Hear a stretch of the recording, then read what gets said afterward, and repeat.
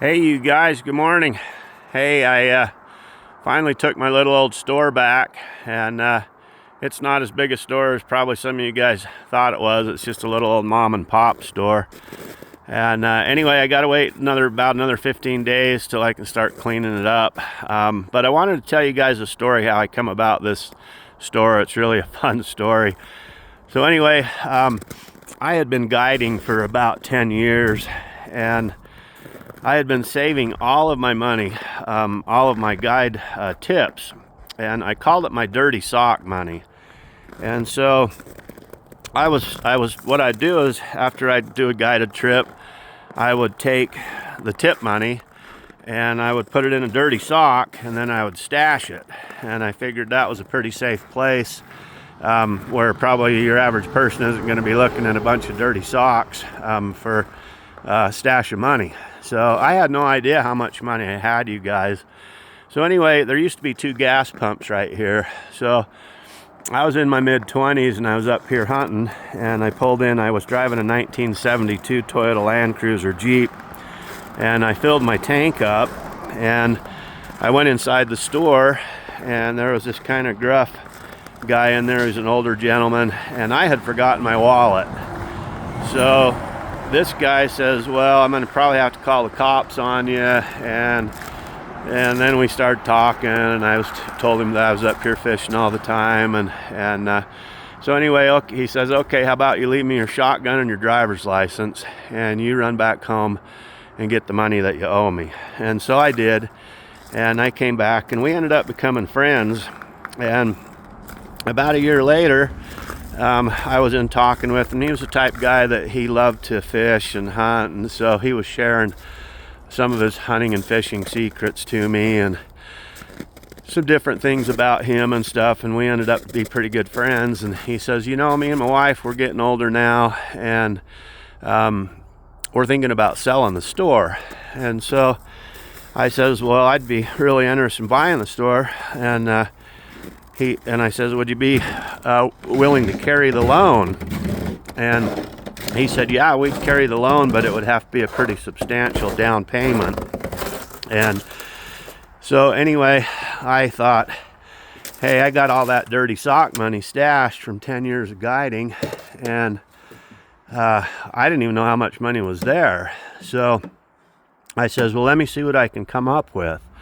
So I ran back home, and I must have had, I don't know, 20 or 25 dirty socks, and they were just packed full of money, you guys, just packed. So anyway, I started counting the money out, and I had $42,000 in cash, you guys. It was unbelievable. So I grabbed that money, and I came up here, and I took it out of the dirty socks, of course, and I come up here, and the fellow that I bought the store's name, he was CR, and his wife's name was Marilyn, and they were super nice people. So anyway, I come up here, and he didn't have any customers in the store, so I laid $40,000 in cash, and this was in 5s, 10s, 20s, 50s, and $100 bills, you guys, so you can imagine what $40,000 in cash would look like sitting on a counter. And I says, I got $40,000 down. Would that be enough for a down payment to buy your store? And he says, yep, it would be. He says, we'll finance the store, owner finance the store for you, and we'll take your $40,000 and we'll finance it at 9% interest, which was pretty big interest, you guys. So anyway, that's how I came about buying this store. And this store was built in 1930, you guys, and let me show you this really cool thing here. And when the store was first built, you guys, it was, let me show you the sign first and then I'll tell you. But check out this old sign. It says Utah Liquor Control Commission, 1935. It was actually a liquor store. So anyway, when this store was built, you guys, the center part of the store here, it was a beer bar, and it was called El Centro, was the name of it. And then out back here was a brothel, you guys. And so when you come out back here, there's 9 little motel rooms here. I'll take you guys back here and show you. Before I show you them, there's a downstairs door down here, and it was actually moonshine and illegal gambling that went on down underneath the store. But then you come out here, and it was actually a 9-bedroom brothel house, you guys. And you can see the 9 little motel rooms back here, and they're a mess. When I came back into the property, you guys, I used to keep this place so clean and spotless, so I'm pretty heartbroken about coming back to the store as bad a shape as it's in. But I'll get it fixed up, and we'll get it back on the market again, and hopefully we can get it sold. But it does need a little TLC, and I did a lot of improvements to the store after I bought it, you guys. When I bought it, I wanted to fix up the little rooms in the back, but I couldn't get permission from the city because I didn't have enough parking. So I only had parking for 200 square feet. So what I did was I turned one of the old brothel buildings into this cute little building, and we used to serve raspberry shakes and sandwiches out of here, and it became kind of a hub of Bear Lake. And then I had great big huge raspberry patches that are gone now. You can see the mess that this fellow's left me to clean up. But I had these big raspberry patches growing all the way along the deck, and then I had a trail coming right through the center of this cute little yard, and it was full of raspberries and strawberries, so people could pick raspberries, and then if they wanted to pick them, I'd make them a raspberry shake or a strawberry shake. I even had red currants and gooseberry currants. But you can see some of the old signs are still here, subs and shakes. Good food. We named the restaurant the Big Pickle, and we would serve those great big giant pickles, and they were a big hit to a lot of people. But anyway, guys, I got a lot of work to do. I think there was a misconception that I owned a great big huge store, but as you guys can see, it's just a little teeny tiny mom and pop store.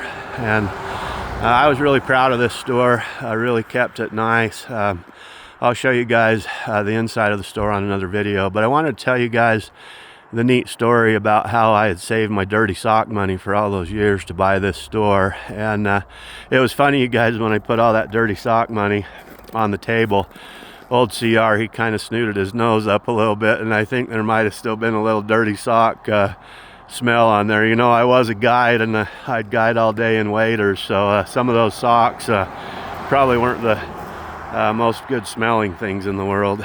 But this was my first store. I had a little teeny building that was kind of a store before this one. That's a whole nother story. But this was actually my first store, and then there's an apartment upstairs. You can see upstairs, that's where I lived.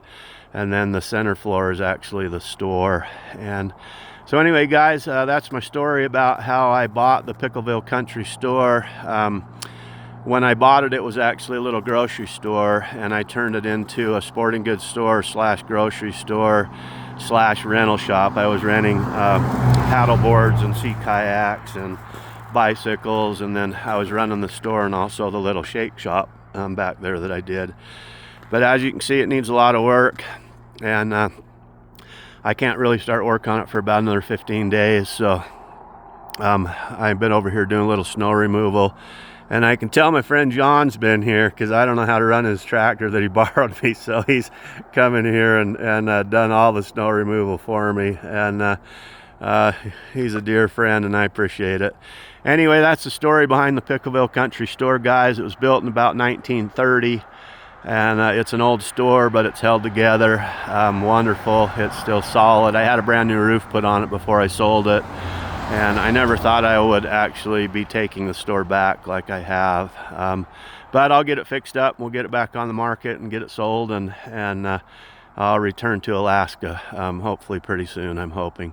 Anyway, sending you a great big smile here from Bear Lake, Utah at my old store called the Pickleville Country Store. You guys have an awesome day. Okay, we'll see you guys. Bye.